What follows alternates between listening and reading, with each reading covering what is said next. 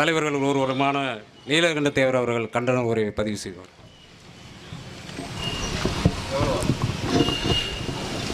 இன்று இங்கே நடைபெற்று கொண்டிருக்கின்ற ஒருங்கிணைந்த முக்குளத்தோர் சமுதாயத்தினுடைய இந்த கண்டன ஆர்ப்பாட்டத்திற்கு தலைமையேற்று நடத்தி கொண்டிருக்கின்ற மரியாதைக்குரிய அண்ணன் கதிரவன் அவர்களே மற்றும் இந்த நிகழ்வுக்கு வருகை தந்திருக்கின்ற அனைத்து முக்குளத்தோர் சமுதாயத்தை சேர்ந்த பொறுப்பாளர்களே,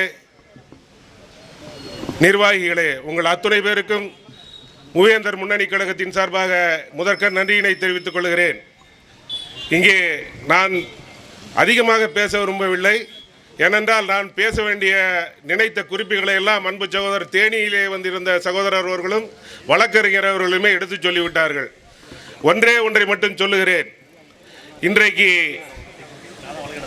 முக்குளத்தோர் சமுதாயம் என்பது தேவருடைய கொள்கைகளின்படி நடத்தி கொண்டிருக்கின்ற ஒரு சமுதாயம்.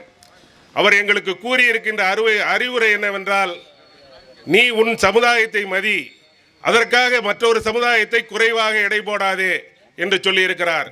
அந்த வகையில் தான் நாங்கள் இங்கே தமிழ்நாட்டிலே இருக்கின்ற அனைத்து சமுதாய மக்களையுமே நாங்கள் ஒன்றாகத்தான் நினைத்து பழகி வருகிறோம். ஆனால் கிருஷ்ணசாமி, திருமாவளவன் போன்ற அரசியல்வாதிகள் தங்களுடைய அரசியல் லாபத்திற்காக ஒற்றுமையாக இருக்கின்ற இந்த சமுதாய மக்களை பிரிவினைவாதிகளாக மாற்றிக்கொண்டிருப்பவர்கள் அவர்கள்தான். அவர்களை இந்த நேரத்திலே கண்டிப்பதோடு இங்கே கோரிக்கையாக வைத்திருக்கின்ற ராஜராஜ சோழனுடைய பெயரை திருச்சி விமான நிலையத்திற்கு வைக்க வேண்டும் என்பது பொருத்தமான ஒன்று. ஏனென்றால் இன்றைக்கு உலக அளவிலே நாம் தமிழர்கள் பேசப்படுகிறோம் என்றால் அதற்கு முக்கிய காரணம் சோழர்கள் தான். அதிலும் முக்கியமாக ராஜேந்திர சோழனும் ராஜராஜ சோழனும் தான். ஏனென்றால் இன்றைக்கு ஐநா சபையிலே இருக்கிற 216 நாடுகளிலே 70 நாடுகளிலே தமிழ் பேசப்படுகிறது. அங்கே பேசப்படுகின்ற அத்தனை இடத்திலுமே பெருமைக்குரியவர்களாக பேசப்படுபவர்கள் ராஜராஜ சோழன் அவர்கள். அப்படிப்பட்ட ஒரு மாமன்னனை கொண்ட சமுதாயம் இந்த சமுதாயம்.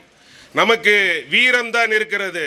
நான் ஏன் சொல்ல போகிறேன் அப்படின்னு சொன்னால், விடுதலை போராட்டத்திற்கு நேதாஜி சுபாஷ் சந்திரபோஸ் அவர்களுடைய கோரிக்கையை ஏற்று லட்சக்கணக்கான இளைஞர்களை விடுதலைக்காக போராட அனுப்பிய பெருமை நமது சமுதாயத்திற்கே சாரும். நீங்கள் என்ன உங்கள்கிட்ட சொல்ல போகிறேன் அப்படின்னா, ஏன்னா காவல்துறைக்கு சொல்லிக்கொள்ள முதலே சொன்னார், சொல்லிக்கொள்ள விரும்புகிறேன். இன்றைக்கு நீங்கள் ஏட்டை எடுத்து பாருங்கள். இன்றைக்கு இராணுவத்திலே இருக்கின்ற அதிகம் பேர், இன்றைக்கு இராணுவத்திலே தமிழ்நாட்டில் இருக்கின்ற அதிகம் பேர் ஒன்று முக்குளத்தோர் சமுதாயமாக இருப்பார்கள், இல்லது நாடார் சமுதாயமாக இருப்பார்கள், அப்படி இல்லை என்றார் இது வன்னியர் சமுதாயமாக இருப்பார்கள். வேறு சமுதாயத்துக்காரர்கள் எல்லாம் இந்த இராணுவத்துக்கு போகிறதில்லை. ஏன்னா அவங்க அந்த போர் தொழிலுங்கிறது அவங்களுக்கு உடம்புலே கிடையாது. அவங்களுக்கு இன்னைக்கு இந்த அரசு உரிமை கொடுத்துருக்கிறது. என்ன உரிமைன்னா, நம்ம 80 மார்க் வாங்கினோம்னா அவங்க 40 மார்க் வாங்கினாங்கன்னா அவங்களுக்கு தான் வேலையில் முன்னிடும். அப்போ இன்றைக்கு அந்த சமுதாயம் சமநிலைக்கு வந்து விட்டது. அதாவது இன்றைக்கு கீழே இருந்தவர்கள் இன்றைக்கு மேலே வந்து விட்டார்கள். இன்றைக்கு எந்த கிராமத்தையும் பாருங்கள், கீழ்மட்டத்தில் இருந்த மக்கள் மேல்மட்டத்திலே வந்து விட்டார்கள். விவசாயத்திற்கு இன்றைக்கு வேலையாட்களாக வந்தவர்கள் மாறி இன்றைக்கு இயந்திரத்திலே விவசாயம் நடத்துகின்ற நிலைமை வந்திருக்கிறது. அப்படி அவர்கள் இடஒதுக்கீட்டின் அடிப்படையிலே மேன்மையாக வந்து விட்டார்கள். எங்களுக்கு அந்த இடஒதுக்கீடு கிடைப்பதில்லை. அதன் அடிப்படையில் தான் சாதிவாரி கணக்கெடுப்பு நடத்துங்கள், அதன் அடிப்படையிலே இடஒதுக்கீடு தாருங்கள் என்று எங்களுடைய சமுதாயத்தார்கள் கேட்டுக்கொண்டிருக்கிறார்கள்.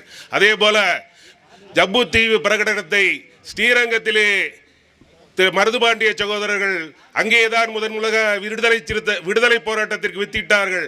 ஆகவே அவர்களுடைய சிலையை ஸ்ரீரங்கத்திலே நிறுவ வேண்டும் என்ற கோரிக்கையும் வைத்து இந்த போராட்டத்தின் அடிப்படையே எங்களுடைய இளைஞர்கள் மீது, அதாவது எங்கள் சமுதாயத்தினுடைய இளைஞர்கள் மீது காவல்துறையினர் பொய் வழக்கு போட்டுக் கொண்டிருக்கிறார்கள்.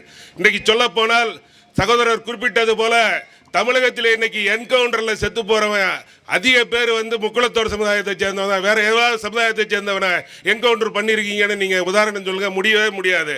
ஆனா எங்கள்கிட்ட வீரம் இருக்கு, விவேகமும் இருக்கு. ஆனா அந்த விவேகத்தை குறைக்கின்ற அளவிலே நீங்கள் பொய் வழக்குகளை போட்டு தவறான கைது நடவடிக்கை எடுப்பது என்பது குற்றமான ஒன்று.